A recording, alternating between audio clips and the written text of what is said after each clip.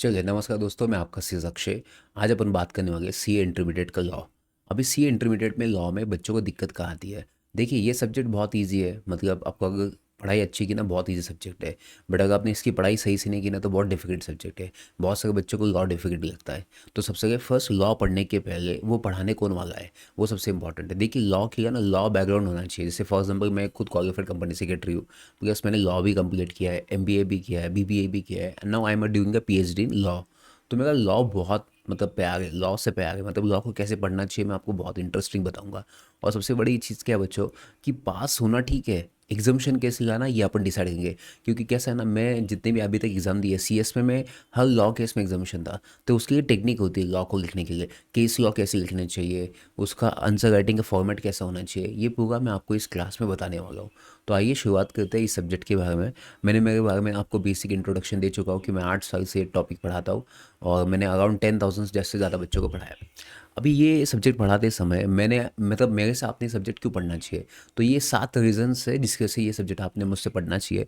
पहला, मैं एक तो हैंड रिटन नोट्स देता हूँ हर सब्जेक्ट का, जितने भी लॉ के सब्जेक्ट है। सेकेंड, आंसर राइटिंग प्रैक्टिस अपनी यहाँ पे करते हैं। एंड तीसरा, प्रीवियस ईयर के क्वेश्चन पेपर मैं सॉल्व करता हूँ चैप्टर वाइज। एंड फोर्थ होता है केस लॉ की राइटिंग प्रैक्टिस मैं क्लास में करके लेता हूँ। आपको कोई घर पे स्टडी करने के लिए, होमवर्क करने के लिए कुछ नहीं देता हूँ।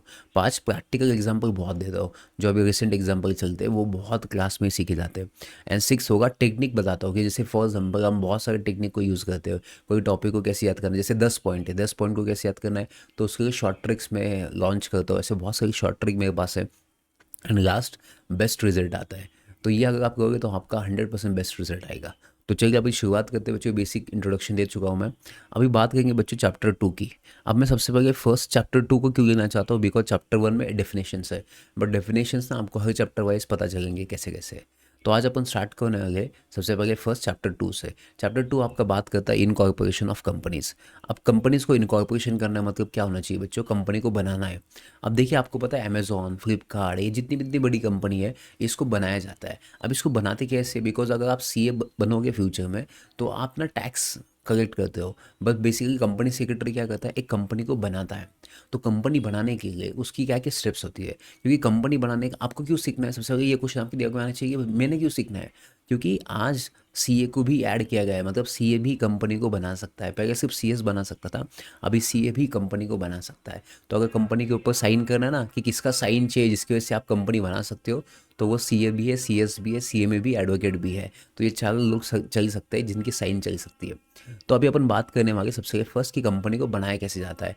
देखिए बच्चों, डिपेंड करता है आपके पास पैसा कितना है, आपके पास इंसान कितने हैं, वो बहुत मैटर करता है। जैसे फॉर एग्जाम्पल अगर मेरे पास 2 ही इंसान है तो मैं प्राइवेट कंपनी स्टार्ट कर सकता हूँ। अगर मैं अकेला हूँ तो 1 पर्सन कंपनी स्टार्ट कर सकता हूँ। मेरे पास 7 लोग हैं तो मैं पब्लिक कंपनी भी स्टार्ट कर सकता हूँ। तो डिपेंड करता है कि आपके पास इंसान कितने हैं, आपके पास पैसा कितना है, उसके हिसाब से आप कंपनी को बना सकते हैं। बट कंपनी को बनाने के लिए कोई तो एक इंसान होना चाहिए जो आपकी कंपनी के लिए बहुत एफर्ट्स ले। तो भाई साहब यही वो चैप्टर है जिसमें हम पढ़ने वाले प्रोमोटर्स। ये प्रोमोटर कौन होता है, जो कंपनी को प्रमोट करता है, इनकॉर्पोरेट करने के लिए बहुत सारे स्टेप्स लेता है। तो ये चैप्टर में पढ़ेंगे। तो ये चैप्टर में बेसिकली क्या क्या पढ़ेंगे, सबसे पहले फर्स्ट कंपनी को बनाता कौन है, कंपनी बनाते कैसे, उसके फॉर्म्स किसको फाइल करते, अगर नहीं किए तो क्या होगा, उसकी पेनल्टी क्या होगी, कहाँ पे ये फॉर्म्स जाते हैं, कैसे कंपनी के टाइप्स होते हैं, ये सब अपन इसमें पढ़ने वाले। और एग्ज़ाम के हिसाब से देखा जाए तो ये आपको कम से कम 10 मार्क के लिए चैप्टर आता है, कम से कम 10 मार्क के लिए आता है। बाकी तो आपको पता है इससे ज़्यादा भी आ सकता है। अब बात करेंगे सबसे पहले फर्स्ट बच्चों प्रोमोटर। अब मैं अगर प्रोमोटर की बात करूँ, ये कौन सा इंसान है, प्रोमोटर मतलब क्या होता है। देखिए सेक्शन याद करना बहुत अच्छा है क्योंकि एक्स्ट्रा मार्क्स मिलेंगे। सेक्शन नहीं याद होता कोई दिक्कत नहीं, as per the companies act लिख सकते हो। बट अगर पता है तो बहुत बेहतरीन बात है आपके लिए। देखिए सबसे पहले फर्स्ट क्या लिखा है बच्चों, प्रोमोटर। अब ये प्रोमोटर होता है कौन है, प्रोमोटर मतलब ऐसा इंसान होता है जिसका नाम प्रॉस्पेक्टस में होता है। प्रॉस्पेक्टस मतलब बच्चों क्या, जैसे अपन क्लास में इंक्वायरी करने के लिए जाते हो तो क्लास वाले आपको एक पैम्पलेट देते हैं जिसमें सब फैकल्टीज का नाम होता है, कौन सब्जेक्ट कौन पढ़ाने वाला है। वैसे अगर कंपनी का देखा जाए तो कंपनी का एक प्रॉस्पेक्टस होता है जिसमें कंपनी की पूरी डिटेल्स होती है। एंड उसमें ही आपके प्रोमोटर्स का नाम मेंशन किया जाता है कि ये आपका प्रोमोटर है, इसने कंपनी को प्रमोट किया है, इसने कंपनी को स्टेप्स लिए बनाने के लिए, इसके दिमाग में आइडिया था कंपनी के लिए। तो प्रोमोटर कौन हो सकता है बच्चों? जो कंपनी बनाने के लिए स्टेप्स लेता है। इस प्रोमोटर का नाम कहाँ होता है? प्रॉस्पेक्टस में होता है। सेकंड, एनुअल रिटर्न में होता है। एनुअल रिटर्न मतलब हर साल का अपन रिटर्न फाइल करते हैं, उसमें भी इसका नाम होता है भाई साहब। एंड तीसरा अगर मैं बात करूँ, ये कंपनी को कंट्रोल भी कर सकता है, डायरेक्ट और इनडायरेक्ट। मतलब ये शेयर होल्डर भी बन सकता है, ये डायरेक्टर भी बन सकता है। मतलब जैसे एग्जाम्पल बताता हूँ बच्चों, अभी मेरे जेब में 1 लाख रुपए, मुझे कंपनी स्टार्ट करना है। मैंने सोचा कौन सी कंपनी में स्टार्ट कर सकता हूँ। मैंने सोचा कि मैं ओपीसी कर सकता हूँ, मैं अकेला इंसान है। तो 1 पर्सन कंपनी आप बना सकते हो, क्यों नहीं बना सकते हो? अकेले इंसान है, अपने फाउंडेशन में पढ़ा होगा। तो ओपीसी बनाने के लिए कितना पैसा चाहिए? कुछ नहीं sir, there is no capital, because capital की रिक्वायरमेंट नहीं है। आप 1,000 रुपये से भी स्टार्ट कर सकते हो। पहले क्या था, प्राइवेट कंपनी के लिए कितना पैसा चाहिए था? 1 lakh, as per the company act 1956 की अगर मैं बात करूँ। एंड पब्लिक कंपनी के लिए कितना था? 5 लाख था। बट अभी की केस से जिसके लिए कोई कैपिटल नहीं लगता बच्चों, विदाउट कैपिटल आप आपकी कंपनी क्या कर सकते हो? स्टार्ट कर सकते हो। तो सबसे पहले फर्स्ट क्या करने का बच्चों? तो क्या करने का, मेरे पास अगर पैसा है, मैं क्या करूँगा? एक कंपनी सेलेक्ट करूँगा, ओपीसी। अब मैं ओपीसी बनाने के लिए क्या करूँगा? डॉक्यूमेंट्स जमा करूँगा, उसके अगर कोई पैसा चाहिए तो पैसा जमा करूँगा। तो ये जो स्टेप्स मैं ले रहा हूँ ना, तो इसका मतलब मैं कौन बन गया है? प्रोमोटर्स बन गया है। मैं कौन बन जाऊँगा बच्चों? प्रोमोटर्स। तो मैंने पूरे स्टेप्स कंप्लीट कर दिए, मैंने पूरा खर्चा कर लिया, मेरे पूरी कंपनी बनाने का मैंने स्टेप्स ले लिया। तो अभी जब मैं कंपनी रजिस्ट्रेशन करने जाऊँगा, तो उसमें से कुछ शेयर्स मैं भी ले सकता हूँ। यस, होने मेरे पास पैसा है तो मैं शेयर होल्डर भी बन सकता हूँ। अगर मैं सिर्फ वहाँ पे डायरेक्टर भी बन सकता हूँ। अगर मैं ये कंपनी जिसको देने वाला हूँ, जो जिसके लिए मैं कंपनी बना रहा हूँ, उसने अगर कंपनी खरीद ली एंड उसने मुझे डायरेक्टर बना दिया, तो मैं डायरेक्टर भी बन सकता हूँ। इट इज़ नॉट नेसेसरी कि आप ही उस कंपनी के शेयर होल्डर होने चाहिए या डायरेक्टर होने चाहिए, कोई दूसरा भी हो सकता है। बट जनरली जब आप कंपनी बनाते हो, ऐसा का आप प्रोपोजल मेंटेन करते हो कि ये कंपनी है, इसका ये मेन ऑपरेशन होगा, इसका इतना खर्चा आएगा, तो ये प्रोजेक्ट आप किसी को भी बेच सकते हो। अगर वो इंसान उसमें पैसा डालेगा, कंपनी बनाएगा, तो आप उसके शेयर्स परचेस कर लिया ना, 1-2 शेयर्स, आप शेयर होल्डर भी बन जाओगे, या तो आप उस कंपनी में डायरेक्टर भी बन सकते हो। तो जनरली प्रमोटर वो इंसान होता है बच्चों, जो कंपनी को बनाने के लिए बहुत स्टेप्स लेता है। तो उसका नाम कहाँ मेंशन होता है? प्रोस्पेक्टस में मेंशन होता है, उसका नाम एनुअल रिटर्न में मेंशन होता है। वो कंपनी को कंट्रोल करता है, एज अ शेयर होल्डर भी कर सकता है, एज अ डायरेक्टर भी कर सकता है, या तो वो एडवाइस भी कर सकता है, या इंस्ट्रक्शन भी दे सकता है बोर्ड ऑफ डायरेक्टर्स को। मतलब ये ऐसा इंसान है कि बोर्ड ऑफ डायरेक्टर्स को एडवाइस भी कर सकता है एंड इंस्ट्रक्शन भी दे सकता है। तो भाई साहब, इसके इंस्ट्रक्शन के बेसिस पे बाकी लोग काम भी कर सकते हैं। तो देखा जाए तो अपन ने क्या पढ़ा बच्चों? प्रोमोटर इसका मतलब क्या? जिसका नाम जगह 4 जगह पे नाम होना चाहिए। पहला, एक तो प्रोस्पेक्टस में नाम होना चाहिए। सेकेंड, एनुअल रिटर्न में नाम होना चाहिए। थर्ड, जो कंपनी को कंट्रोल कर पाए, बाय शेयर होल्डर या डायरेक्टर भी कह सकते हैं आप। एंड अगर फोर्थ बात करूँ, जो कंपनी को एडवाइस करता है बोर्ड ऑफ डायरेक्टर्स को कि आपने ऐसा करना चाहिए काम, उसे ही अपन प्रोमोटर कह सकते हैं। अगर मेरे सिंपल वर्ड्स में कहे, ए बी के वर्ड्स में, जैसे मैंने यहाँ पे फोटो डाला मेरा, ए बी के वर्ड्स में, ये मैंने एडिशनल ऐड किया आपके लिए। अगर ए बी के वर्ड्स से कहूँ, तो ऐसा इंसान तो कंपनी को फॉर्म करता है, पहला पॉइंट।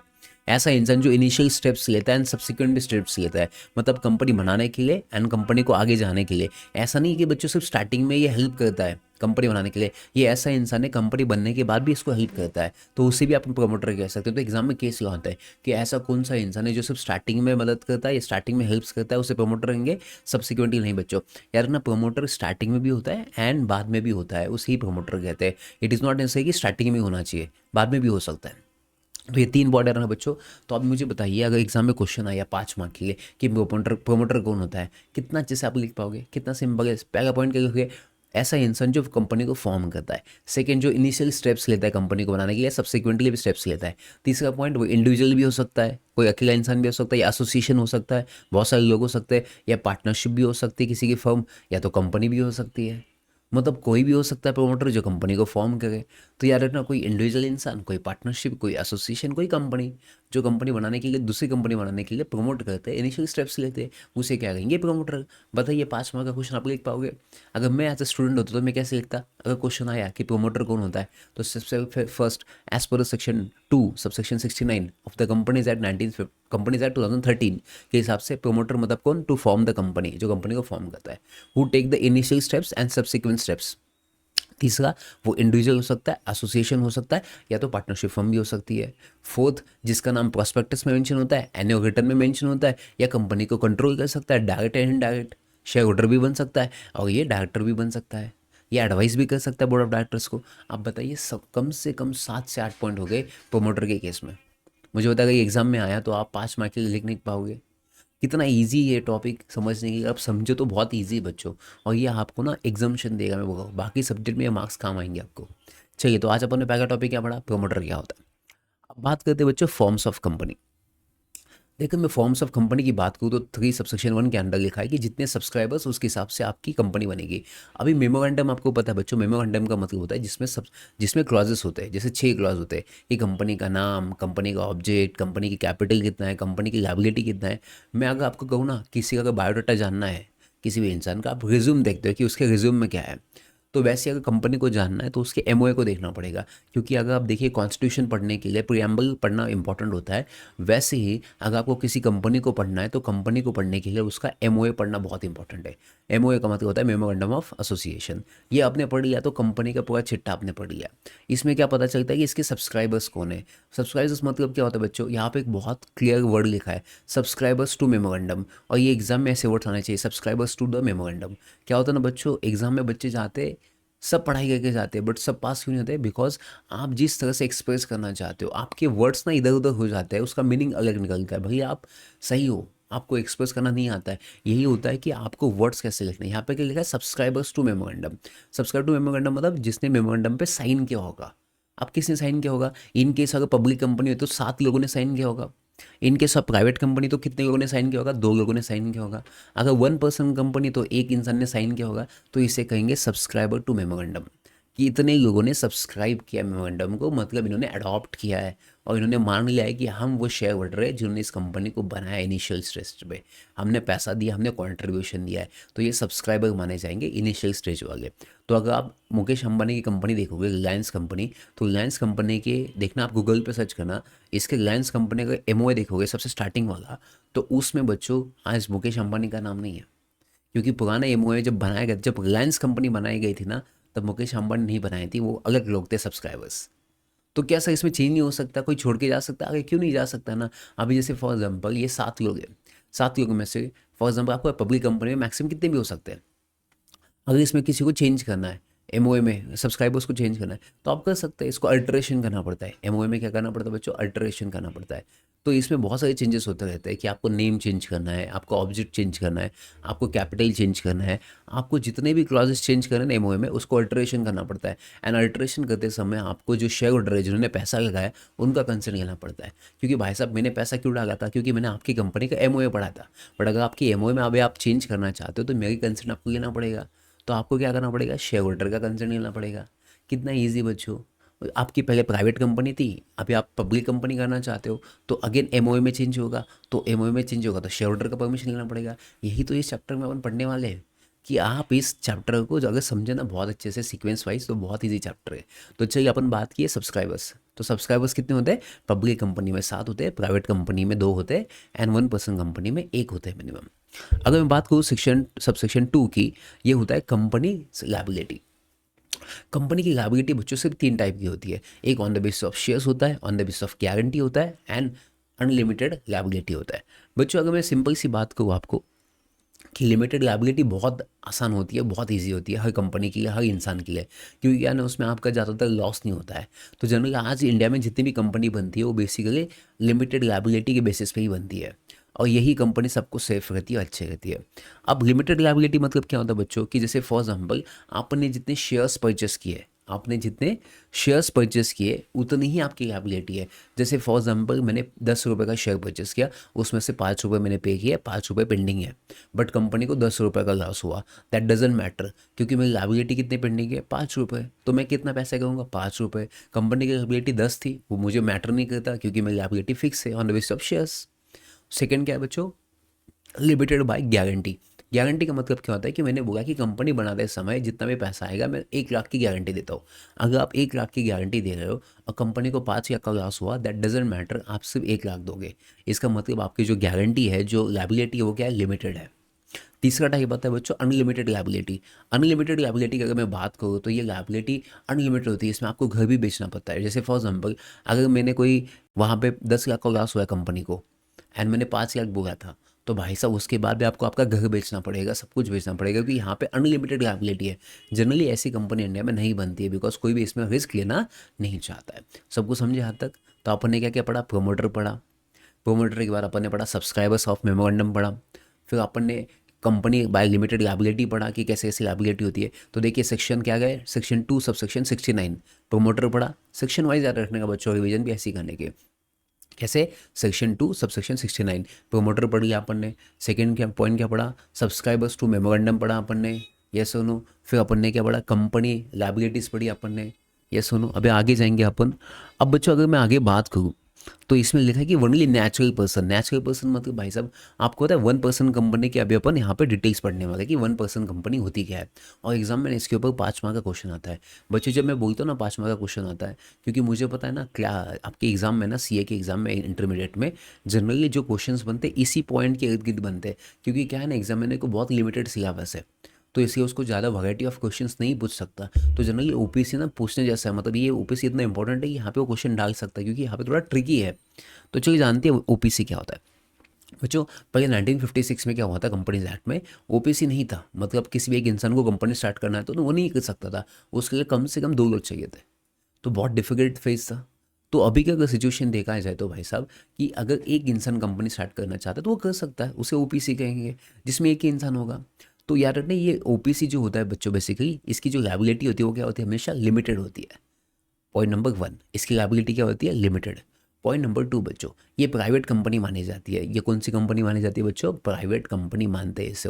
एंड तीसरा इसमें एक ही इंसान होता है, ओनली नेचुरल पर्सन, मतलब कोई भी कंपनी पार्टनरशिप फर्म या कोई भी एसोसिएशन ऑफ ग्रुप इस कंपनी को बना नहीं सकता, क्योंकि इसका हेडिंग ही क्या है बच्चों, 1% कंपनी। अगर इसमें पार्टनरशिप बनाएंगे या कोई प्राइवेट कंपनी इसको बनाएगी तो उसमें कितने लोग बना गए, उसको 2 लोग। और इसका मेन स्टेटस क्या है बच्चों, इसका मेन स्टेटस है कि इसमें कम से कम एक इंसान होना चाहिए, वो भी नेचुरल होना चाहिए। अब एक कंपनी का फॉर एग्जाम्पल किसी कंपनी ने एक ओपीसी को बनाया एंड उससे उस समय उसको साइन करना है तो कौन आएगा, आपने कंपनी तो ओपीसी को बनाया है, तो कंपनी के तो साइन नहीं कर सकते ना। इसलिए ओपीसी को बनाने के लिए एक नेचुरल इंसान होना चाहिए, जैसे मैं आप, एक नेचुरल इंसान होना चाहिए जो इंडियन सिटीजन भी हो सकता है, यस और नो, या रेसिडेंट इंडिया भी हो सकता है, या फॉर एग्जाम्पल जो इंडिया में नहीं है आउटसाइड इंडिया का है, बट अगर इंडिया में आता है वो 120 डेज़ के लिए, फाइनेंशियल ईयर में कितना 120 डेज़ के लिए, तो वो भी इंडियन कंपनी को बना सकता है, ओपीसी को बना सकता है। तो जनरली ओपीसी को कौन बना सकता है बच्चों, ऐसा इंसान जो नेचुरल पर्सन है जो इंडिया में रहता है, या ऐसा इंसान जो बाहर रहता है आउटसाइड इंडिया बट इंडिया में आता है लास्ट ईयर में 120 डेज़ उसमें इंडिया में रह चुका है, तो ऐसा इंसान कंपनी को बना सकता है। समझा आपको 3 पॉइंट। पहला इसकी लायबिलिटी लिमिटेड होती है, सेकंड ये प्राइवेट कंपनी होती है, and third only natural person इसको बना सकता है। अभी नेक्स्ट बात करूँ 4th पॉइंट ओपीसी। बच्चों ओपीसी ना आप बना सकते हो बट इसको ना कन्वर्जन आप नहीं कर सकते 2 कंपनी में। मतलब ओपीसी के जाके आप पब्लिक कंपनी बना सकते हो, ओपीसी के जाके आप प्राइवेट कंपनी बना सकते हो, या फॉर एग्जाम्पल आप कोई दूसरी कंपनी बना सकते हो, बट ओपीसी को आप सेक्शन 8 कंपनी नहीं बना सकते, बिकॉज सेक्शन 8 कंपनी कौन सा कंपनी होता है, that is for not for profit company. देखिए मैं कैसे टेक्निक यूज़ करता हूँ, आप ध्यान सुना सेक्शन याद करने के लिए। जिसको नहीं वेट, वेट मतलब जिसका वैल्यू नहीं है, जिसको नहीं वेट वो है सेक्शन 8, मतलब जिसका वैल्यू नहीं है वो सेक्शन 8 है, याद रखना। मतलब ये एनजीओ है, एनजीओ मतलब ये नॉट फॉर प्रॉफिट कंपनीज होती है, जैसे for example Reliance foundation, Tata foundation, या कौन सी कंपनीज होती है बच्चों, ये सेक्शन 8 कंपनी होती है। तो याद रखना अगर मैं बात करूँ ओपीसी की, तो ओपीसी जनरली सेक्शन 8 कंपनी नहीं बन सकती, मतलब आप इसको पहले ओपीसी बनाओ फिर बाद में सेक्शन 8 कंपनी में कन्वर्ट नहीं हो सकता, बाकी सब कंपनी में कन्वर्ट हो सकता है। दूसरी अगर मैं बात करूँ NBFC, non banking finance company, तो ओपीसी आपकी एनबीएफसी भी नहीं बन सकती, क्योंकि एक इंसान तो क्या काम करेगा भाई साहब, उस एनबीएफसी के लिए तो बहुत सारे लोग चाहिए होते हैं, तो एनबीएफसी में भी कन्वर्ट नहीं हो सकता आपका ओपीसी। समझा पॉइंट नंबर 4। अब आते हैं पॉइंट नंबर 5 बच्चों। पॉइंट नंबर 5 ये कहता है कि नॉमिनी बनना चाहिए, क्योंकि जो इंसान काम कर रहा है कंपनी के लिए कहीं जाके ऐसा ना हो कि उसका एक्सीडेंट हो गया, उसका हार्ट अटैक आ गया, उसकी डेथ हो गई, तो उस केस में कोई तो एक पीछे इंसान चाहिए जो उस कंपनी को संभाले उसके जाने के बाद। तो जब आप ओपीसी बनाओगे तो मेक श्योर दैट आपको नॉमिनी भी बनाना चाहिए। It is a compulsory nominee बनना, क्योंकि जो वो इंसान की डेथ होगी तो नॉमिनी ही आपका उस कंपनी का मेंबर बन जाएगा, वो सब्सक्राइबर बन जाएगा। यस और नो। तो सबसे पहले फर्स्ट बच्चों आपको जानना पड़ेगा कि नॉमिनी कौन होता है। सेम नॉमिनी भी कोई नेचुरल पर्सन होना चाहिए, नॉमिनी माइनर नहीं होना चाहिए, छोटा बच्चा नहीं होना चाहिए, नॉमिनी इंडियन सिटीजन होना चाहिए, या रेसिडेंट इन इंडिया हो तो भी चलेगा, जिसने 120 डेज इंडिया में लिखा होगा। यस और नो। उसकी रिटर्न कंसेंट आपको लेना पड़ेगा कि ये नॉमिनी बनना चाहता है। तो याद रखना बच्चों, जो मेन पर्सन होता है ओपीसी का एंड जो नॉमिनी होता है उन दोनों के फीचर्स सेम ही होते हैं, तो अलग अलग याद करने की जरूरत नहीं है। कैसे? दोनों नेचुरल पर्सन होने चाहिए, दोनों इंडियन सिटीजन होने चाहिए, नहीं है तो अगर आप फॉरेनर हो बट इंडिया में आके 120 डेज आप रहते हो तो भी चली जाएगा, कोई इशू नहीं है। बट आपकी एक रिटर्न कंसेंट देनी पड़ेगी कि आप नॉमिनी बनना चाहते हो, तो that is a simple process to become the nominee. समझा आपको? अब नॉमिनी मेंबर कब बनेगा बच्चों, ओपीसी का ओनर कब बनेगा, जब मेन सब्सक्राइबर है, जो मेन शेयर होल्डर है, अगर वो मर जाता है इंसॉल्वेंट हो जाता है, या इनकैपेसिटी हो जाती है, या डेथ हो जाता है, या 3 रीज़न। या ना कभी कभी एग्जाम में ये भी पूछते हैं कि आपका नॉमिनी आपका सब्सक्राइबर कब बनेगा। तो आपका नॉमिनी आपका सब्सक्राइबर 3 सिचुएशन में बनेगा। एक, उसकी डेथ हो गई, जो मेन पर्सन था ओपीसी फॉर्म करने होगा, या इनकैपेसिटी हो गया, पागल हो गया, या इंसॉल्वेंट हो गया। ये तीनों केस में फिर आपका जो नॉमिनी है वो क्या बन जाएगा, सब्सक्राइबर बन जाएगा। समझा आपको। चलिए, अब बच्चों यहाँ पे देखा जाए तो फॉर्म आपको, मतलब जैसे for example name nominated persons in INC 32।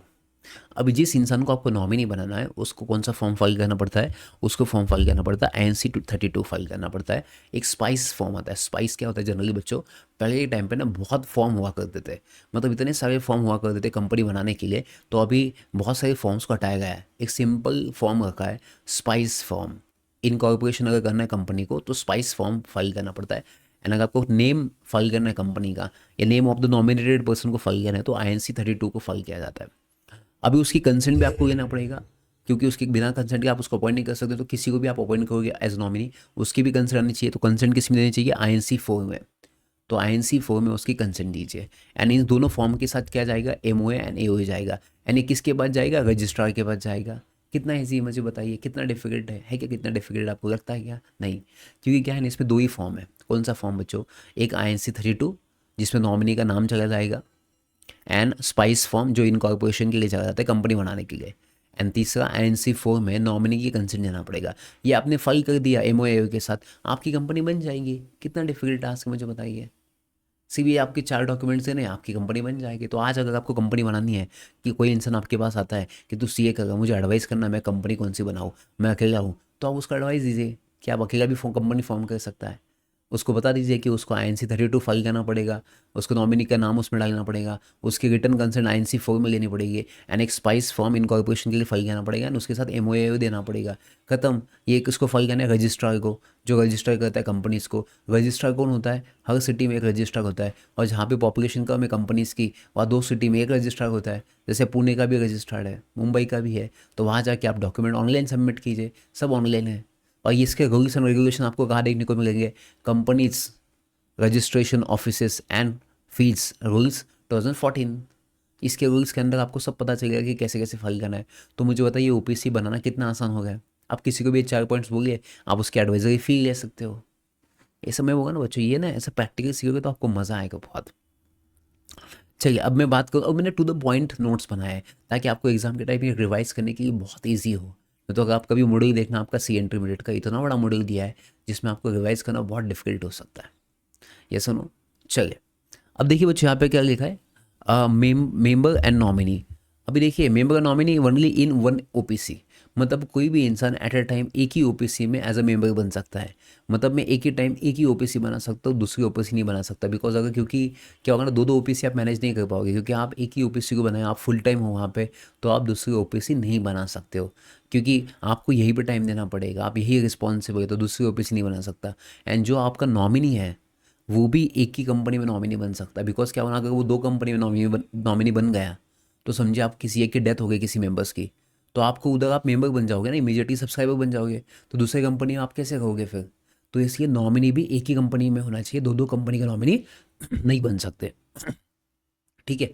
And in case अगर आप 2 कंपनी में नॉमिनी हो, मतलब मैं 2 कंपनी में नॉमिनी हूँ, अगर ऐसा हो जाता है, तो नेक्स्ट 6 महीने के अंदर 180 डेज़ के अंदर आपको किसी एक कंपनी से रेजिग्नेशन देना पड़ेगा एज अ नॉमिनी। बिकॉज क्या है ना बच्चों, कोई इंसान कभी भी मर सकता है, तो आप 2 जगह पे नॉमिनी कैसे बन सकते हो। अगर दोनों एक साथ मर गए तो नॉमिनी किसका बनोगे, बहुत सारा क्वेश्चन आएगा, डिफिकल्टी होती है। इस कारण नॉमिनी सिर्फ एक कंपनी में आप बना सकते हो किसी एक इंसान को, 2 कंपनीज में नहीं बना सकते हो। अगर आपने ऐसा किया कि आप 2 कंपनी में नॉमिनी बन गए, ऐसा आपको लगा कि आप बन चुके हो, तो नेक्स्ट 6 महीने के अंदर आपको किसी एक से रेजिग्नेशन देना पड़ेगा इस चीज़ के लिए। समझा। अगर नॉमिनी को विड्रॉ करना अपनी कंसेंट, वो विड्रॉ कर सकता है। उसने क्या करना, नोटिस देने का, जो मेंबर है कंपनी का, जो OPC जिसने बनाया उसको एक नोटिस दीजिए, कंपनी को एक नोटिस दीजिए, बस खत्म। क्योंकि 2 नोटिस क्यों देने चाहिए, दोनों तो एक ही। आपने बोला सर मेंबर एंड OPC तो एक ही है, नहीं भाई साहब, एज पर कंपनीज दैट आपने पढ़ा होगा separate legal entity, Solomon versus Solomon case, तो ये दोनों अलग है। ठीक है। अगर नॉमिनी को विड्रॉ करना है तो अपनी कंसेंट को विड्रॉ कर सकता है। अभी अपॉइंट करना न्यू नॉमिनी को आप कर सकते हो, यस 15 डेज़ के अंदर कर सकते हो। जिस दिन आपको इन्फॉर्म किया कि भाई साहब मुझे छोड़ना है आपकी कंपनी को, मुझे नॉमिनी नहीं बनना है, तो नेक्स्ट 15 डेज़ के अंदर आप नए नॉमिनी को अपॉइंट कीजिए एंड सेम उसकी कंसेंट लीजिए। आईएनसी फॉर्म है, आईएनसी फॉर्म में उसकी कंसेंट लेनी पड़ेगी। 4 बार उसको पूछिए, आईएनसी फॉर्म मतलब 4 बार उसको पूछिए आपको बनना है क्या नॉमिनी, तो उसकी कंसेंट लीजिए। कंपनी को इन्फॉर्म कीजिए कि ये नया नॉमिनी बन चुका है 15 दिन के अंदर। ओल्ड को निकाल दीजिए, नए को ऐड कर दीजिए। एमओए में आपको चेंज करना पड़ेगा, but it is not alteration, क्योंकि it is not a main condition in MOA, है ना। क्योंकि एमओए की मेन कंडीशन है, इसे अल्टरेशन नहीं कहेंगे अपन, क्योंकि आपने नए नॉमिनी को ऐड किया है, पुराने नॉमिनी को निकाल दिया है। ये एमओए में अल्टरेशन नहीं होता। क्यों सर? क्योंकि एमओए में क्लॉज कौन से हैं? Name clause, capital clause, subscriber clause, फिर उसके बाद object clause, liability clause, register office clause. तो इसमें सब्सक्राइबर का नाम है, यहाँ पे नॉमिनी का नाम नहीं, इसलिए ये एमओए में अल्टरेशन नहीं माना जाएगा। तो कभी कभी एग्जाम में केस हुआ पूछते हैं कि अगर आप किसी नॉमिनी को चेंज कर रहे हो तो क्या ये अल्टरेशन माना जाएगा एमओए में? तो बच्चों ये अल्टरेशन नहीं माना जाएगा एमओए में, ये याद रखना, ठीक है। तो कभी कभी एग्जाम में केस आती है, आपको समझना पड़ेगा। ये सिर्फ आप इसको ऐड करना पड़ेगा, रिमूव करना पड़ेगा पुराने नए नॉमिनी को। मैं बात करता हूँ बच्चों मेंबर्स। अगर आपको मेंबर को, जनरली मेंबर को रिप्लेस करना है, for example member replace nominee, मतलब मेंबर खुद भी रिप्लेस कर सकता है या खुद भी जैसे नॉमिनी खुद भी अपना नाम विड्रॉ कर सकता है या मेंबर भी उसको निकाल सकता है ना। जो मेंबर है वो भी नॉमिनी को निकाल सकता है, नए नॉमिनी को अपॉइंट कर सकता है, बट उसको निकालते समय आपको रीज़न देना पड़ेगा। रीज़न एनी रीज़न देना पड़ेगा, जैसे फॉर एग्जाम्पल उसकी डेथ हुई है या इनकैपेसिटी हो चुका है, बट प्रायर कंसेंट लेना पड़ेगा उसका आईएनसी फॉर्म में, एन इंटीमेशन देना पड़ेगा कंपनी को। तो नॉमिनी खुद विड्रॉ कर भी सकता है अपना नाम, या मेंबर नॉमिनी को भी निकाल सकता है, बट रीज़न देना पड़ेगा कि क्यों निकालना चाहते हो आपको। यस सुनो, and nominee becomes the member nominate with in the 15 days of new nominee. अब बच्चे याद रखना, जैसे फॉर एग्जाम्पल मैं एक चीज़ बताता हूँ आपको, एक सिंपल से एग्जाम्पल बताता हूँ। जैसे फॉर एग्जाम्पल ये इंसान है, ठीक है, ये आपका सब्सक्राइबर है, इसने इसका एक नॉमिनी अपॉइंट किया, है ना, एक नॉमिनी अपॉइंट किया। अब ये सब्सक्राइबर की डेथ हो गई, तो इस केस में ये नॉमिनी बन जाएगा, इस कंपनी का मेंबर सब्सक्राइबर बन जाएगा। अब जैसे ये सब्सक्राइबर बन जाएगा, आपको पता है नेक्स्ट स्टेप क्या करनी पड़ेगी? आपको इसका भी नॉमिनी अपॉइंट करना पड़ेगा ना भाई साहब, क्योंकि ये भी कल गया तो फिर कौन बचेगा नीचे। तो यार ना, यहाँ पे भी एक नॉमिनी अपॉइंट करना पड़ेगा। अब जब आप नया नॉमिनी अपॉइंट करोगे तो ऑब्वियस बात है उस नए नॉमिनी की कंसेंट लेना पड़ेगा, आईएनसी फॉर्म है, उसको 4 बार पूछिए एंड वो कंसेंट देगा तो वो बन जाएगा नॉमिनी आपकी कंपनी का। तो उसको सिर्फ कंपनी को इन्फॉर्म कर दीजिए कि हमने नया नॉमिनी अपॉइंट कर दिया है, which is very easy process. तो आप नॉमिनी को निकालिए, नए नॉमिनी को लेके आइए, आईएनसी फॉर्म फाइल कीजिए आरओसी के पास विद इन 30 डेज, ठीक है। क्या करने का बच्चों? किसके पास जाने का? आरओसी के पास जाने का। और कहाँ फाइल करने का? आरओसी के पास एक फॉर्म फाइल करने का, आईएनसी फॉर्म, जिसमें कंसेंट भी जाएगी नॉमिनी की। कितने दिन के अंदर? 30 डेज़ के अंदर जाना है। तो मुझे बताइए एग्ज़ाम में अगर केस लो आया तो आप क्या लिख पाओगे? कितना इजी प्रोसेस है। मैंने अभी तक जितना भी पढ़ा मैं आपको 2 मिनट में रिवाइज कर सकता हूँ। आप भी खुद को चेक कीजिए कि आपको याद रखा कि मैं जितने पढ़ाया मैंने अभी तक। सबसे पहले फर्स्ट बच्चों, ओपीसी की अगर मैं बात करूँ तो ओपीसी एक प्राइवेट कंपनी होती है। ओपीसी की लायबिलिटी लिमिटेड होती है। ओपीसी सिर्फ नेचुरल पर्सन बन सकता है, जो नेचुरल है, मतलब एक्सेप्ट कंपनी नहीं बन सकती, पार्टनरशिप फर्म नहीं बन सकती, एसोसिएशन नहीं बन सकती, सिर्फ नेचुरल पर्सन ओपीसी में बन सकता है। ओपीसी में जब नेचुरल पर्सन सब्सक्राइबर बनेगा तो वो सब्सक्राइबर अपने नॉमिनी को अपॉइंट करना चाहिए। जब वो नॉमिनी को अपॉइंट करेगा तो उसकी कंसेंट भी लेनी पड़ेगी आपको रिटर्न में, आईएनसी फॉर्म में।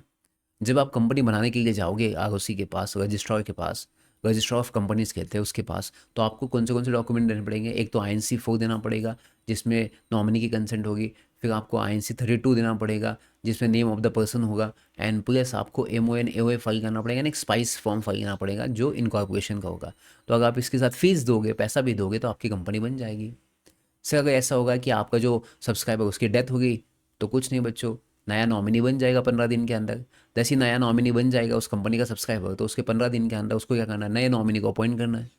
नए नॉमिनी को अपॉइंट करना 15 दिन के अंदर। जैसे अपॉइंट करते हो तो आईएनसी फॉर्म में उसके रिटर्न कंसेंट लीजिए, एंड वो consent and plus INC four form ROC के साथ फाइल कीजिए 30 डेज़ के अंदर। मुझे बताइए, क्या सर फॉरेनर कंपनी बना सकता है इंडिया में आके? ओपीसी बना सकता है, बट उसको इंडिया में कितने दिन रहना चाहिए before formation of company? 120 days. मुझे बताइए कितना इजी आंसर है, कितना इजी है सब टॉपिक। अब बात करेंगे बच्चों नेक्स्ट, कुछ एक्सेप्शंस दिए है ओपीसी को, क्योंकि छोटी कंपनी बेचारी, बहुत छोटी कंपनी, ओपीसी मतलब बहुत छोटी कंपनी होती है। तो आजकल ना बहुत सारे लोग स्टेटस डालते हैं कि CEO of new company, founder of new company. क्योंकि कंपनी बनाने के लिए आज खर्चा कितना आता है? 5-10 हज़ार में कंपनी बन जाती है, क्योंकि अभी कोई कैपिटल विपिटल की रिक्वायरमेंट नहीं है, तो कोई भी कंपनी बना सकता है इंडिया में। तो अभी होता है क्या ना बच्चों, ओपीसी बहुत छोटी कंपनी है, और इस छोटी कंपनी को फिर कैसे बहुत बहुत से एक्सेप्शन देना पड़ेंगे, बिकॉज वो छोटे हैं, लोग आगे बढ़ना चाहते हो, तो गवर्नमेंट क्या कर रहा है? इनको प्रमोट कर रहा है कि आप आगे बढ़िए। तो इसके लिए कुछ रिलैक्सेशन मतलब कुछ एग्जाम्पशन दिया है। जैसे for example no cash flow statement, इनको कैश फ्लो स्टेटमेंट फाइल करने की ज़रूरत नहीं है क्योंकि इनके पास पैसा ही इतना ज़्यादा नहीं होता है, तो इनको कैश कितना आया कितना गया ये कैश फ्लो स्टेटमेंट फाइल करने की ज़रूरत नहीं पड़ेगी। इनको हर साल एनुअल रिटर्न फाइल करना पड़ता है, हर कंपनी को एनुअल रिटर्न फाइल करना पड़ता है, इनको भी करना पड़ता है। बट क्या होता है ना, बहुत सारी कंपनीज में एनुअल रिटर्न फाइल करते समय डायरेक्टर एंड सीएस की साइन होती है, बट इनको सिर्फ डायरेक्टर की साइन की तो सफिशिएंट है, सीएस की साइन करने की ज़रूरत नहीं है। मतलब सीधा सीधा हमारा स्कोप कम कर दिया है, ठीक है, कोई इशू नहीं है, हम वैसे ही खुश है। तो एनुअल रिटर्न में डायरेक्टर की साइन सफिशिएंट है, सीएस की साइन करने की ज़रूरत नहीं है, बाकी कंपनीज को करना पड़ता है।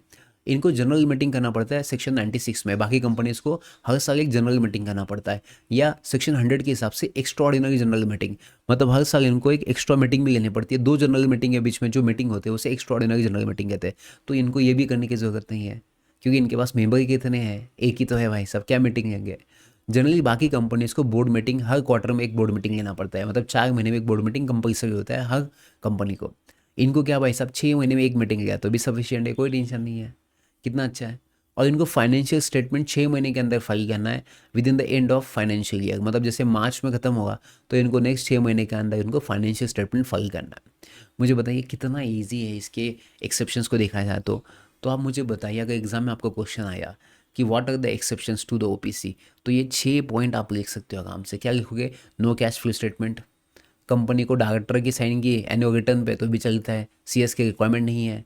सेक्शन 96 ये कहता है कि जनरल मीटिंग, सेक्शन 100 कहता है कि एक्स्ट्रा ऑर्डिनरी जनरल मीटिंग, ये कंपनी को लागू नहीं होता है कि इनके पास एक ही मेंबर है। वन मीटिंग, एक बोर्ड मीटिंग 6 महीने में किया तो भी सफिशिएंट है, बाकी कंपनी को 4 महीने में एक करना पड़ता है। इनको फाइनेंशियल स्टेटमेंट 6 महीने के अंदर फाइल करना पड़ता है एंड ऑफ फाइनेंशियल ईयर खत्म होने के बाद। तो इनको ना बहुत सारा रिलैक्सेशन दे चुके हैं ये, ओपीसी को फ़ायदा है। मुझे बताया अभी आपने ओपीसी पढ़ा, आप आंखें बन के पूरा ओपीसी चैप्टर रिवाइज कर सकते हो, टॉपिक रिवाइज कर सकते हो विद इन 2 मिनट। और एग्जाम में ऐसे ही क्वेश्चन आए हैं, मैं आपको क्वेश्चन भी दिखाऊंगा कि एग्जाम में कितनी ईजी क्वेश्चन आए ओपीसी के बारे में। आप कहते हो कि सिर्फ पास होना डिफिकल्ट है, मैं हमेशा बात करता हूँ एग्जामिशन की, याद रखना बच्चों, मैं पास की बात नहीं करता। समझा? तो अपन ने क्या क्या पढ़ा बच्चों अभी तक? अपन ने प्रोमोटर का डेफिनेशन पढ़ लिया, प्रोमोटर कौन होता है, फिर अपन ने लायबिलिटी ऑफ मेंबर्स पढ़ लिया, फिर अपन ने सब्सक्राइबर्स टू द एमओए पढ़ लिया, फिर अपन ने क्या पढ़ लिया बच्चों, फिर अपन ने पढ़ लिया ओपीसी क्या होता है। ओपीसी की डेफिनेशन पढ़ी, ओपीसी का पर्सन कौन होता है, ओपीसी का नॉमिनी कौन होता है, नॉमिनी गया तो क्या होगा, नॉमिनी नया आया तो क्या होगा। तो ये एग्जाम के टाइम पे बच्चों को डिफिकल्ट लगता है कि क्या होगा। ये नोट्स पढ़ लेना आप, 2 मिनट में आपकी रिविजन हो जाएगी। और ये ऐसे नोट्स मैं आपको हर चैप्टर के लिए देने वाला, आप बिल्कुल टेंशन मत लीजिए। तो आपको ये एक दिन पहले जब एग्ज़ाम होती है ना, बहुत अच्छे से रिवाइज होगा। और प्लस हम मैराथन भी देते हैं आपको फ्री में। चलिए, अब बच्चों एग्जाम में एक और क्वेश्चन आता है जहाँ पे 100% आता है, और ये जो मैं बता दूँ ना क्वेश्चन आता है, मैंने कम से कम 6-7 साल के क्वेश्चन पेपर को एनालिसिस किया है। और जब मैं 6-7 साल के पेपर के एनालिसिस करता है तो मुझे एक आइडिया आ जाता है कि क्वेश्चन कहाँ ज़्यादा तक पूछे जा रहे हैं। तो ये क्वेश्चन है क्योंकि जनरल आपको नहीं पूछेंगे कि भाई साहब ओपीसी क्या है 5 मार्क, ओबीसी के बेनिफिट या केस लॉज, या कोई नया इंसान है, कोई फॉरेनर इंडिया में आया है, उसको कंपनी बनाना है, तो ऐसे क्वेश्चन आ सकते हैं। ये सुनो, तो मैं आपको ना थोड़ी देर में एक क्वेश्चन भी बता देता हूँ कि कौन से क्वेश्चन आते हैं एग्जाम में। उसके पहले अपन ये पढ़ेंगे, फिर लास्ट में अपन क्वेश्चन पेपर भी देखेंगे क्या क्या अपन ने अभी तक पढ़ा है। तो देखिए सबसे पहले फर्स्ट है मेंबर्स लाइबल। अभी क्या होता है, मैं आपको एक चीज़ बता दूँ बच्चों, कंपनी की जो लाइबिलिटी होती है वो लिमिटेड होती है, मतलब जितने भी लॉस होगा कंपनी पे करेगा, शेयर होल्डर की कोई लाइबिलिटी नहीं होती, क्योंकि शेयर होल्डर ने जितना पैसा शेयर पे दिया है और जितना पेंडिंग है उसकी उतनी लायबिलिटी है। मतलब अगर मैंने 10 रुपये का शेयर परचेस किया, 5 रुपये पे किए तो 5 रुपये में लायबिलिटी है। बट ऐसा कभी कभी होता है ना जिसमें शेयर होल्डर जो मेंबर्स है कंपनी को, उनको एक्सीड लायबिलिटी देनी पड़ेगी, मतलब उनकी लायबिलिटी के बियॉन्ड उनको जाना पड़ेगा और उनको पैसा देना पड़ेगा। सो ऐसा कब हो सकता है, तो मैं आपको सिंपल चीज़ बताता हूँ। तो सेक्शन 3A क्या कहता है, सेक्शन 3A क्या कहता है कि याद रखना बच्चों, अगर आपकी कोई प्राइवेट कंपनी है या पब्लिक कंपनी है, जैसे प्राइवेट कंपनी मिनिमम लोग कितने चाहिए 2, पब्लिक कंपनी में मिनिमम लोग कितने चाहिए 7। अगर इन केस आपकी कंपनी में, प्राइवेट कंपनी में 2 से 1 हो गए, मतलब 2 से कितने हो गए 1, तो आपने वायलेशन किया ना, बिकॉज लॉ क्या कहता है प्राइवेट कंपनी में कितने लोग चाहिए मिनिमम 2, बट आपके 2 के पहले 1 बन गए, तो उस केस में ये वायलेशन हो जाएगा, आपकी कंपनी के मेंबर्स की संख्या कम हो जाएगी, 2 से 1 हो जाएगी। तो इस केस में आपको नेक्स्ट 6 महीने के अंदर, क्योंकि क्या है ना कभी भी कोई मर सकता है, तो आपके हाथ में नहीं है, आप बोलिए सही मेरे हाथ में थोड़ी था कोई मर गया, तो कोई इशू नहीं। अगर आप 2 से 1 हो गए बट आपकी कंपनी प्राइवेट कंपनी है, तो 2 से अगर 1 हो गए, नेक्स्ट 6 महीने के अंदर आपको किसी और एक शेयर होल्डर को अपॉइंट करना पड़ेगा, किसी और एक शेयर होल्डर को अपॉइंट करना पड़ेगा या उसके शेयर्स बेचने पड़ेंगे। क्योंकि बच्चों 6 महीने के अंदर आपको टाइम दिया गया है, अगर 6 महीने के बाद भी आप किसी एक इंसान को अपॉइंट नहीं करते हो, उसके बाद भी बिजनेस को कंटिन्यू करते हो, तो 6 महीने के बाद जो लायबिलिटी अराइज होगी, जितनी भी होगी, वो कंपनी की नहीं होगी, वो आपकी खुद की होगी, क्योंकि हमने आपको टाइम दिया था 6 महीने का। आप बोले सर मुझे कोई नहीं मिला, तो बंद कर दीजिए कंपनी, क्योंकि आप तो वायलेशन कर रहे हैं ना, बिकॉज लॉ क्या कहता है 2 लोग चाहिए, आप अकेले कंपनी चला रहे हो, ये ओपीसी तो नहीं है, प्राइवेट कंपनी है, फिर प्राइवेट कंपनी को आप कन्वर्ट कर लेना ओपीसी में, ये कर लीजिए। बट अगर आपने ये कुछ नहीं किया एंड 6 महीने के बाद भी कंपनी को कंटिन्यू किया, तो इस केस में आपको लायबिलिटी को पे करना पड़ेगा। जो भी लायबिलिटी होगी वो कंपनी की लायबिलिटी नहीं, वो आपकी खुद की लायबिलिटी होगी बच्चों, समझा आपको। तो नॉर्मल केसेस में अगर देखा जाए, नॉर्मल केस में देखा जाए तो जनरली कंपनी की लायबिलिटी होती है, बट ये केसेस में जनरली देखा जाए तो मेंबर्स की पर्सनल लायबिलिटी अराइज होती है। तो 6 महीने तक आपको एग्जम्पशन है, बट 6 महीने के बाद अगर कोई भी लायबिलिटी अराइज हुई, तो उस केस में वो लायबिलिटी खुद के इंसान की होगी, जो खुद के पर्सनल इंसान को वो पे करना पड़ेगा।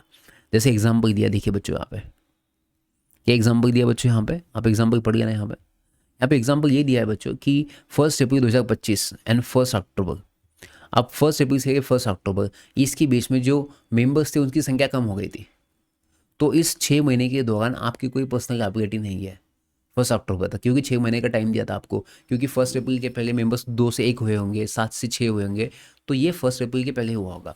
तो 1 अप्रैल से लेकर 6 महीने आपको टाइम दिया 1 अक्टूबर तक, बट उसमें आपने कोई चेंज नहीं किया, तो 1 अक्टूबर के बाद जो भी लायबिलिटी राइज होगी वो आपकी खुद की होगी। यार ना, 6 महीने के बाद की लायबिलिटी की बात करो। एग्जाम में केस क्या होता है, बच्चे कन्फ्यूज हो जाते हैं, बच्चे क्या करते हैं 6 महीने की पहली लायबिलिटी काउंट करते हैं, तो वो इंपॉर्टेंट नहीं है बच्चे, यार ना 6 महीने के बाद वाली में बात करो। ठीक है बच्चों, चलिए अब बात करते हैं बच्चों next, incorporation of a company.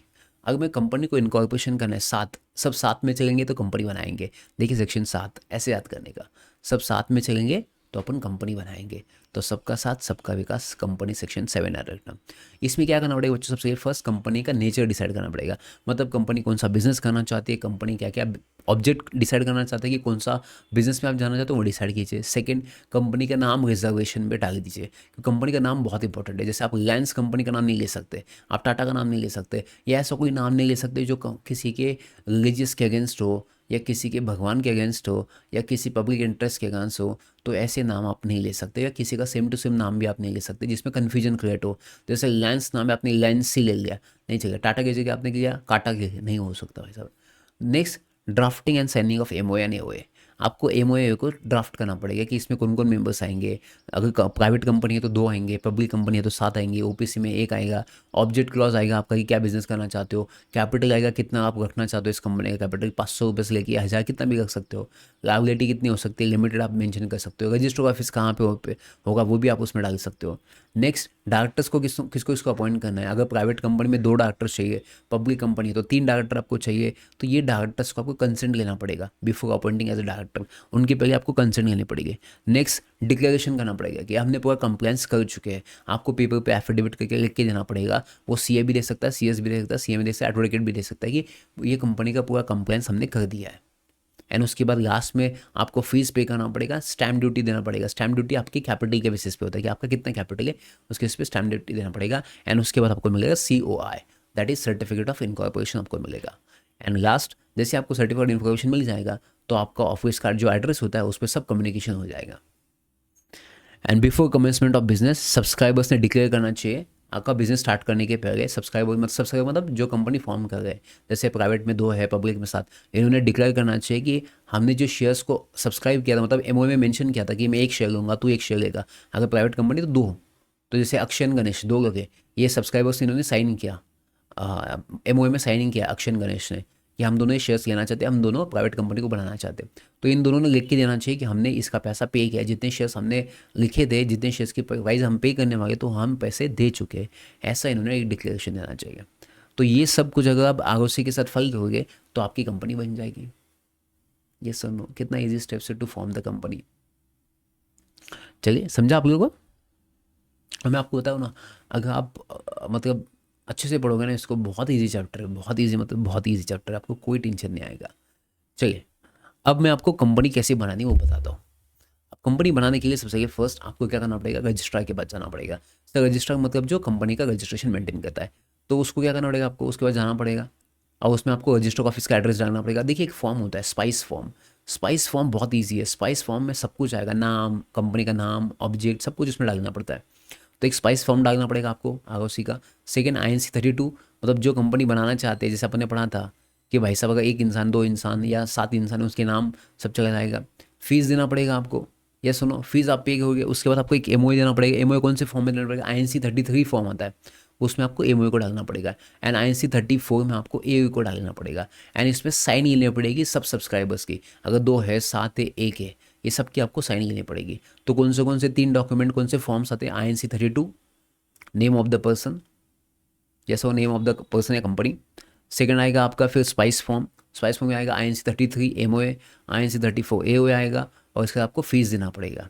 और जितने भी सब्सक्राइबर्स हैं ना आपकी कंपनी में, 1, 2, 7, उन सब का यहाँ पे साइन चाहिए, नेम, डिस्क्रिप्शन, एक्यूपेशंस, एंड एक विटनेस चाहिए। अगर आपके जो सब्सक्राइबर वो पढ़े लिखे नहीं है, अनपढ़ है, गवाह है, तो उस केस में उनका अंगूठा लीजिए, अंगूठा छाप, सॉरी अंगूठा लीजिए, अंगूठा वहाँ लगा सकते हो। तो sir subscriber is a body corporate. अगर आपकी जो सब्सक्राइबर है वो कंपनी है, मतलब जैसे प्राइवेट कंपनी में 2 लोग हैं, एक नेचुरल है, एक कंपनी है, तो उस कंपनी का जो डायरेक्टर है या एम्प्लॉई है, जो ऑफिसर है, वो भी साइन कर सकता है, बट उसको अथोराइज करना चाहिए उस कंपनी के बोर्ड ऑफ डायरेक्टर्स ने। याद रखना। तो याद रखना, ओपीसी में कंपनी नहीं बन सकते subscriber, but private company, public company में कंपनी सब्सक्राइबर बन सकती है, क्योंकि बाकी लोग नेचुरल पर्सन है, बट ओपीसी में एक ही इंसान है, तो कैसे बनेगा? इसलिए ओपीसी में नेचुरल पर्सन होना चाहिए। बाकी प्राइवेट में, पब्लिक में कोई भी कंपनी शेयर्स को ले सकती है। तो इसमें जनरली जो कंपनी की, क्योंकि कंपनी खुद आ नहीं सकती ना, आर्टिफिशियल है, तो ऐसे टाइम पे वो सब्सक्राइबर पे साइन कैसे करेंगे? तो कंपनी के बिहाफ पे जो ऑथोराइज ऑफिसर, डायरेक्टर होगा ना, वो साइन करेगा सब एमओए के वहाँ, क्योंकि कंपनी खुद नहीं आएगी, इसके एमओए के वहाँ उसको साइन करना पड़ेगा, और उसको ऑथोराइज बोर्ड रेजोल्यूशन भी देना पड़ेगा कि मुझे ऑथोराइज किया कंपनी ने, कि कंपनी के बिहाफ पे मैं साइन करूँगा। याद रखना, अगर एलएलपी है, लिमिटेड लायबिलिटी पार्टनरशिप है, अगर कोई सब्सक्राइबर, तो वो पार्टनर से साइन करना चाहिए, उनका भी ऑथोराइज रेजोल्यूशन लेना पड़ेगा आपको बाकी सब पार्टनर्स से।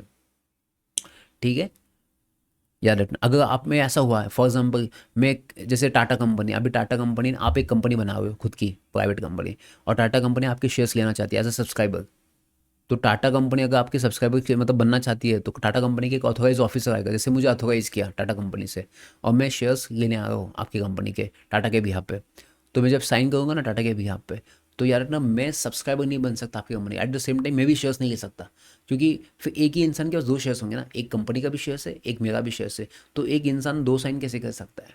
तो इसे याद रखना, अगर आप जिस कंपनी के बिहाफ पे कोई ऑफिसर आ रहा है, जैसे टाटा कंपनी ने आपकी कंपनी के शेयर्स परचेस किए, तो एमओए के सामने उनकी भी साइन आएगी, बिकॉज उन्होंने शेयर्स को सब्सक्राइब किया है।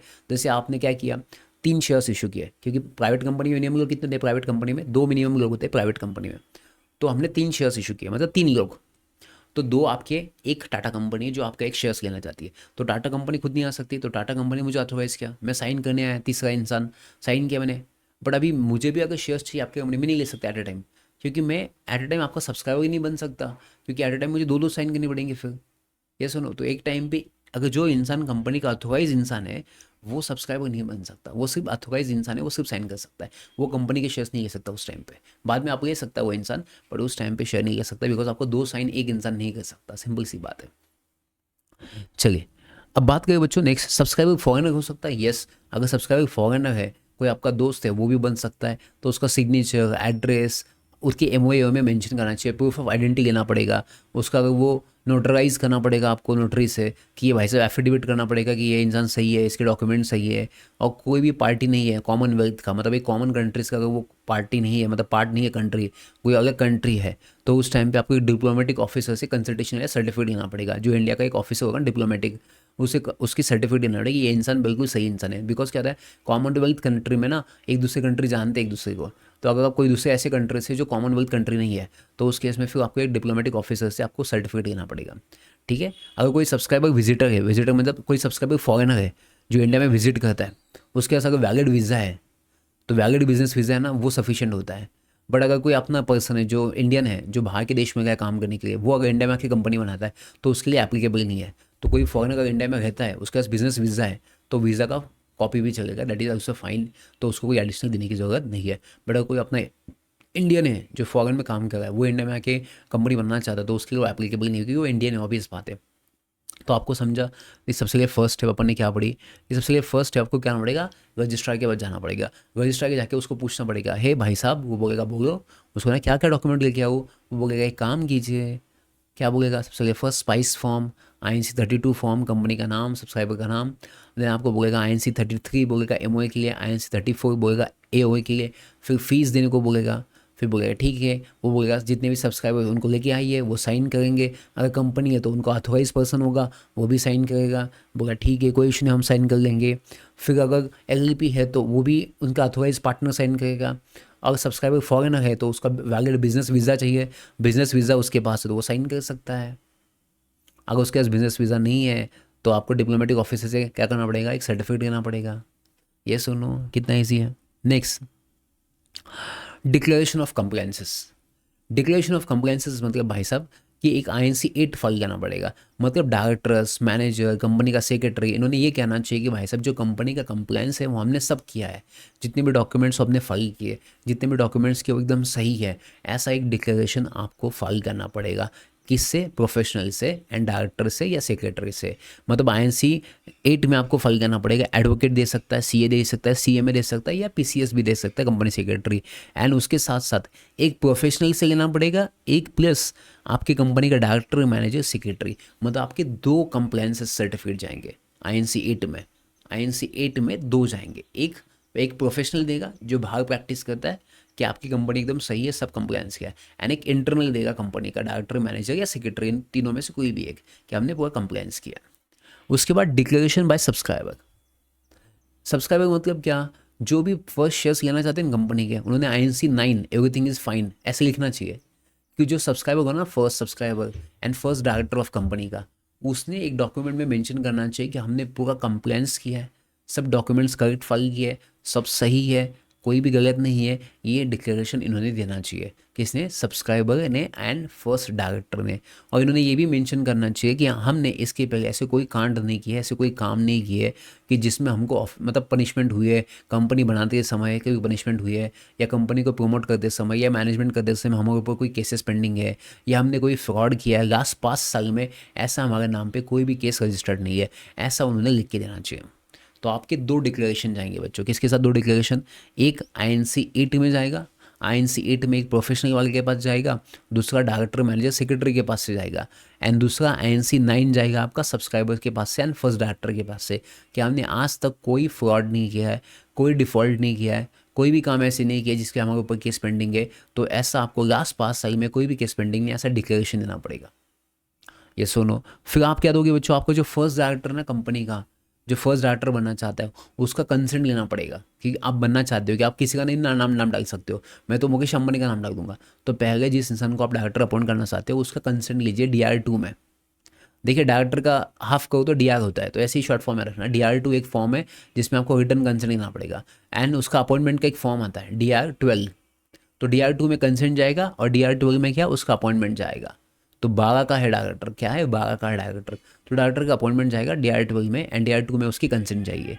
वो उसमें क्या क्या डिटेल जाएगी, नेशनलिटी उसकी, फादर्स नेम, मदर्स नेम, उसका डेट, प्लेस ऑफ बिजनेस कहाँ पे है, तो वो सब जाएगा। Educational qualification, email, phone number. अगर कंपनी है आपकी, याद रखना, अगर कंपनी का कोई है तो इस पसंद, तो उसका MOA, AOA, COI, certificate of corporate identification number, RBI का कोई परमिशन है, SEBI का आपने कोई परमिशन लिया है, उसका भी आपको देना पड़ेगा। क्योंकि अगर आपकी कंपनी इसमें डील करती है शेयर मार्केट में, तो उसका भी परमिशन आपको फाइल करना पड़ेगा। तो ये फर्स्ट डायरेक्टर्स की आपको डिटेल्स उस केस में फाइल करने पड़ेंगे। तो बच्चों आज अपने सिर्फ 2 स्टेप्स पढ़े। पहला कि एक तो कौन से डॉक्यूमेंट आपको फाइल करना है, एंड सेकंड डिक्लेरेशन। तो अभी अपन स्टेप बाय स्टेप जा गए। तो पहले अपन ने क्या पढ़ा बच्चों, कि कौन से डॉक्यूमेंट्स फाइल करने, एंड सेकंड कौन से डिक्लेरेशन फाइल करने। तो अपन ने सबसे पढ़ लिया कि डिक्लेरेशन 2 ही जाती है सर, एक INC8 में जाता है, INC9 में जाता है। INC8 में प्रोफेशनल प्लस कंपनी का एम्प्लॉय, डायरेक्टर, सेक्रेटरी, या एंड INC9 में जाएगा first subscribers and first director का एक जाएगा कि 5 साल में हमने कोई भी फ्रॉड नहीं किया है। एंड उसके साथ साथ कंपनी के डॉक्यूमेंट जाएंगे। कौन से कंपनी के डॉक्यूमेंट जाएंगे, INC32 plus fees plus spice form, INC33 में MOA जाएगा, INC34 में AOA जाएगा। एंड ये सब कुछ आपको फाइल करना पड़ेगा, तो आपकी कंपनी फॉर्म हो सकती है।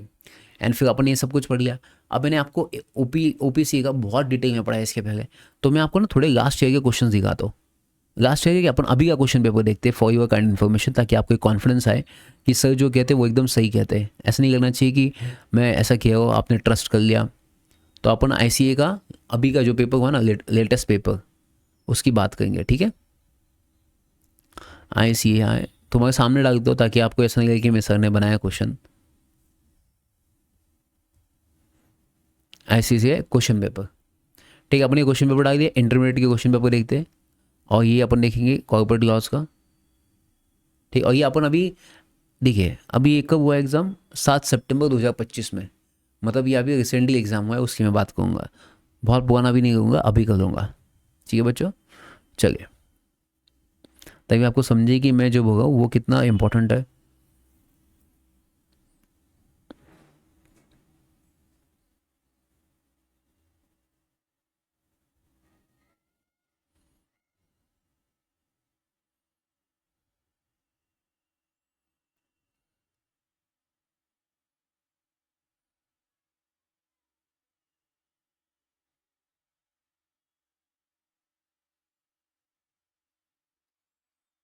एक मिनट बच्चों, मैं आपके सामने दिखाता हूँ ये। हम्म,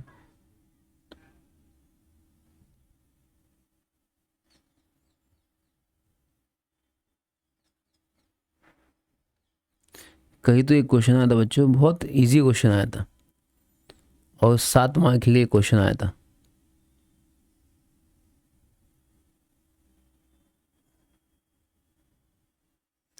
कितने मार्क का क्वेश्चन आया था बच्चों? 7 मार्क का कोई तो क्वेश्चन था,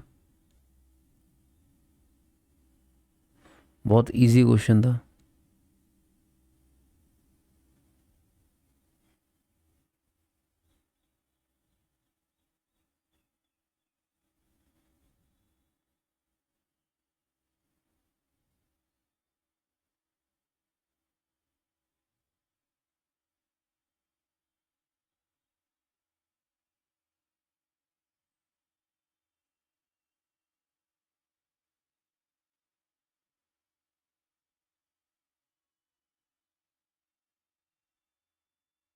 शायद ये एक पेपर में नहीं है, और एक पेपर दिखाता हूँ मैं आपको। ये 25 का है, मई सितंबर, किसी में एक क्वेश्चन आया था मई 25 में, जिसमें डायरेक्ट क्वेश्चंस पूछा था, OPC के बारे में क्वेश्चंस आए थे। और हाँ, ये देखिए बच्चों,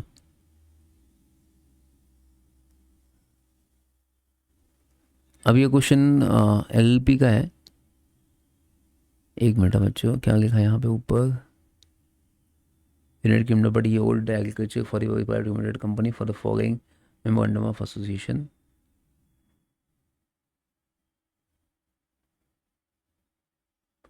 हाँ देखिए बच्चों, क्या लिखा है यहाँ पे? यहाँ पे क्या लिखा है? Amrish after completing his post graduate degree in mechanical engineering from the UK returned back to India, although he got a good placement in a UK based company that he bought to build his own business empire in India। ठीक है, वो post graduation करने के लिए बाहर गया था UK में। So Amrish belong to a Barmer district Rajasthan where his parents have agriculture land of 20 acres। He plan to manufacture commercial drones for the use of agriculture harvesting assist in supply chain process. For this purpose he plan to incorporate a private limited having the following person as a first subscriber to memorandum and article of association. एक तो अमरीश अभी वो private company बनाना चाहता है। अब देखिए बच्चों, अपन एक चीज़ तो पढ़ ली कि प्राइवेट कंपनी के लिए 2 लोग चाहिए मिनिमम सब्सक्राइबर्स। तो एक अमरीश खुद होगा, दूसरा रॉबर्ट है। अब देखिए Robert, he is a college friend of Amrish, he is a citizen of UK, UK का सिटीजन है। But he has a technical expertise and in order to incorporate a company visited India on valid business visa. आपको पता है, आपने पढ़ा था, अगर कोई फॉरेनर इंडिया कंपनी बनाना चाहता है तो उस केस में उसका वैलिड बिजनेस वीज़ा हुआ तो चलेगा? यस चलेगा। तो उसका वैलिड बिजनेस वीज़ा चलेगा, अपने को कोई इशू नहीं है। Eliza, she is a college friend of Amrish. She is a citizen of Netherlands and has a good business contact in European countries and which will be immediately useful in the marketing of the company's product. Okay, वो तीसरे एक foreigner है, तो उसको क्या करना पड़ेगा? एक बिजनेस वीज़ा लेना पड़ेगा, या तो नहीं तो फिर एक उसका डॉक्यूमेंट्स चलेंगे। अगर वो कॉमनवेल्थ कंट्री के पार्ट नहीं है तो फिर उसको डिप्लोमेटिक ऑफिसर का सर्टिफिकेट लगेगा। नेक्स्ट गोमा देवी है, mother of Amrish, who is illiterate, जो पढ़ी लिखी नहीं है, but she has recently sold part of her agriculture land and has received 15 crore out of which she is agreed to subscribe 5 crore रुपये in share capital proposed company। वो पढ़ी लिखी नहीं है भाई साहब उस केस में, तो उसको अंगूठा लगाना पड़ेगा, है ना, अंगूठा लगाना पड़ेगा। अपन ने पढ़ा था, अंगूठा का फोटो भी मैंने दिखाया था आपको, उसके सामने उसके विटनेस की भी फोटो होगी। बताइए, एक कौन सी है? एक LLP है, एक कंपनी है, पार्टनरशिप कंपनी, वो भी सब्सक्राइबर बनना चाहती है, बन सकती है, क्यों नहीं बन सकती। एक अगेन प्राइवेट कंपनी है, मोहित इलेक्ट्रॉनिक्स, वो भी बनना चाहती है, कोई इशू नहीं है। अब क्वेश्चन क्या पूछे बच्चों? देखिए ये कितने मार्क का क्वेश्चन है? ये 5 मार्क का क्वेश्चन पूछा है। क्वेश्चन बहुत बड़ा है बट बच्चों को डिफिकल्टी क्यों लगती है पता नहीं। क्या लिखा है, Amrish plan to have a register office of the propose company at Jaipur, which is the factory and works office shall be the Barmer. For incorporation of a company, an application for registration is to be filed with registrar. In the given case, the initial subscriber to the company consists of one illiterate person जो sign thumb करेगा, 2 foreign nationals चलेंगे, 1 LLP and 1 private limited company. Discuss the procedure how these persons shall subscribe to the memorandum of association. तो ये subscribe कैसे करेंगे, मतलब ये sign कैसे करेंगे, कितना ईजी दिया है बच्चों, कितना ईजी दिया है 5 मार्क के लिए कि ये सब्सक्राइब कैसे करेंगे एमओए को। भाई सब सब्सक्राइब कैसे करेंगे, जो इलिटरेट है वो अंगूठा लगाएगा। देखिए मैं आपको बताऊँ ना, नोट्स मैंने टू द पॉइंट दिया। देखिए आप, मैं क्यों बोलता हूँ ना, मैं नोट्स, ये देखिए मैं आपको बताऊँ टू द पॉइंट में होगा ना, आपको ये एग्जाम में बहुत ईजी क्वेश्चन अगर आपको समझा दो। क्या है बच्चों, अपने क्या पढ़ा इधर देखिए, किधर वो अंगूठा वाला, मैं आपको दिखाता हूँ। ये देखिए अंगूठा वाला, क्या पढ़ा अपन ने यहाँ पे, यही तो लिखना आपको। एक ट्रीटमेंट लिखा है थंब देने का, उसका एक विटनेस चाहिए, नेम डिस्क्रिप्शन एक्यूपेशन लिखना है। सब्सक्राइबर आपकी बॉडी है, मतलब कंपनी है, तो क्या करना पड़ेगा, एमओए एओए साइन करना पड़ेगा, डायरेक्टर्स ऑफिसर्स एंड एम्प्लॉई ने एक बोर्ड रेजोल्यूशन फाइल करना पड़ेगा। सब टू द पॉइंट या रिवीजन के लिए आपको देखिए कितना ईजी है।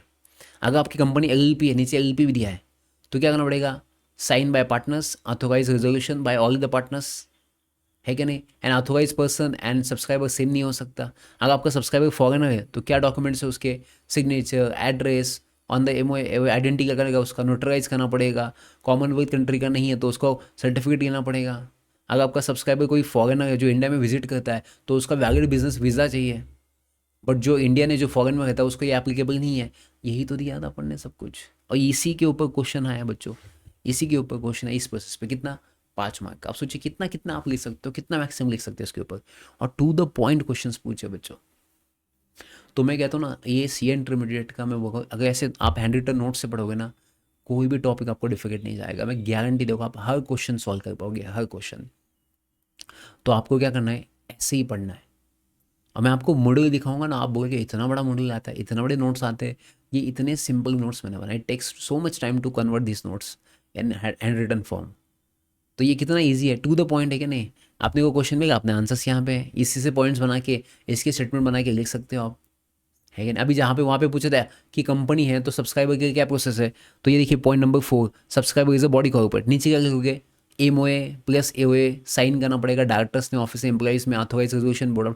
इसके 3-4 पॉइंट हो जाएंगे, हर टॉपिक के 3 पॉइंट्स, आपका आंसर 5 मार्क का हो जाएगा, पूरा एक पेज भर जाएगा। कितने मार्क का क्वेश्चन पूछा, 5 मार्क। क्या डिफिकल्टी मुझे बताओ, इज एनी डिफिकल्टी, कुछ भी नहीं है भाई साहब।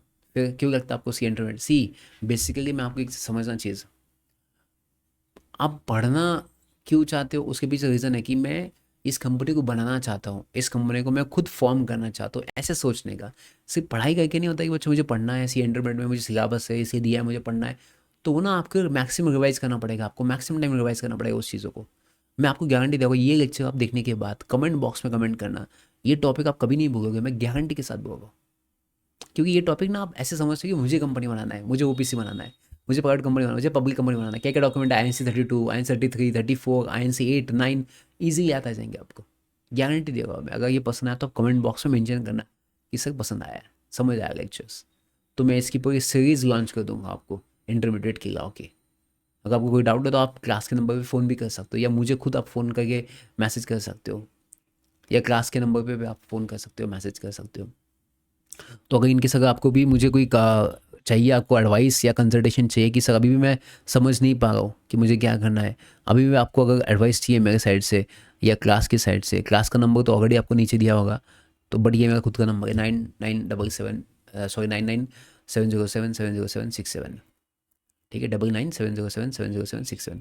तो बच्चों मैं कहता हूँ ना, इट्स वेरी डिफिकल्ट, मतलब इट्स वेरी डिफिकल्ट कि आपको समझा ही नहीं कि इंटेंशन क्या पढ़ने का, कि ऑब्जेक्ट क्या है, क्यों पढ़ना चाहिए, क्या रीज़न है। तो मैं आपको बताऊँ ना, कोई भी लॉ सब्जेक्ट अगर पढ़ना है तो सबसे पहले फर्स्ट आपके दिमाग में फिक्स होना चाहिए कि मुझे ये सब्जेक्ट क्यों पढ़ना है, मतलब ये सब्जेक्ट मुझे क्यों पढ़ना चाहिए, इसके पीछे रीज़न क्या है, मैं क्यों पढ़ूँ ये सब्जेक्ट को। तो ये पहले आप डिसाइड कर लीजिए कि सब्जेक्ट का मेन ऑब्जेक्ट क्या है, क्यों पढ़ना चाहिए। ये अगर आपको समझ गया ना बच्चों, मैं आपको गारंटी देगा कोई भी सब्जेक्ट आपको डिफिकल्ट नहीं जाएगा, भले लॉ है कुछ भी है। मैंने आपको क्वेश्चंस भी बता दिया, कैसे आते हैं लास्ट ईयर के 5 मार्क के सीधे क्वेश्चंस, और कैसे हैंड रिटन नोट्स है वो भी बता दिया है। तो मैंने जो स्टार्टिंग में आपको वादा किया था ना, एक मिनट बच्चों, मैं आपको स्टार्टिंग में जो वादा किया था ना बच्चों कि ऐसा मैं आपको बताऊंगा, मैं आपको वही चीज़ बताता हूँ। एक मिनट रुकिए, क्या वादा किया था मैंने नोट्स में आपको बच्चों, ये देखिए, ये देखिए, क्या आपको याद आ गया इसमें से कुछ पॉइंट्स? क्या क्या बोला था मैंने? एक हैंड रिटन नोट्स है, वो तो मैंने दिखा दिया है। आंसर राइटिंग प्रैक्टिस अपन नेक्स्ट क्लास में देखेंगे। प्रीवियस ईयर का क्वेश्चन पेपर मैंने आपको दिखा है कि क्वेश्चंस कैसे आते हैं। केस आंसर राइटिंग पढ़ेंगे अपन, प्रैक्टिकल एग्जाम तो देते ही रहता हूँ। एंड टेक्निक बताई मैंने आपको कैसे याद करना है सेक्शंस को, साथ सबका साथ है कि नहीं फॉर एग्जाम्पल अपने पढ़ा था INC, अपने पढ़ा था 8, जिसको नहीं वेट, मतलब not for profit company, section 8 company. तो ये आपको बताओ ना, ये कहोगे तो सबसे लास्ट 7 नंबर का पॉइंट है, बेस्ट रिजल्ट है, याद रखना। ठीक है, अगर आपको पसंद आए कमेंट कीजिए। थैंक यू सो मच, हम आपके आभारी है और मिलते रहेंगे। Thank you so much. और इंटरमीडिएट डिसाइड करना बच्चों, क्या करना है, कहाँ पे लगाना है, कौन सा सब्जेक्ट करना है, बिकॉज स्टार्टिंग में एक बार डिसीजन ले लिया ना, बाद में फिर बहुत दिक्कत होता है कि नहीं समझ आ रहा है, फिर फ्रस्ट्रेशन आता है। तो बेस्ट फैकल्टी के पास जाइए, बेस्ट जो आपको समझ सके, जो आपसे बात कर सके, जो आपके लेवल पे जाके पढ़ाए। बिकॉज ये मैंने बेसिक पढ़ाया, क्योंकि मुझे पता है कि हर बच्चे को इतना नहीं आएगा कि जितना, मैं नहीं समझता कि हर बच्चे को सब कुछ आता है, मैं यही समझता कि किसी को कुछ नहीं आता है। एंड वही मेरा माइंड सेट होता है, उसी हिसाब से मैं बेसिक लेवल पे जाके पढ़ाता हूँ, यही मेरा इंटेंशन है। तो अगर आपको अच्छा लगा तो thank you so much, comment कीजिए। बाय बाय, टेक केयर, मिलेंगे नेक्स्ट लेक्चर में। अगर आपको कोई भी कमेंट है, कोई भी आपकी इच्छा है, कोई भी और सही आपको सेशन, तो कमेंट बॉक्स में मेंशन करना। Bye bye.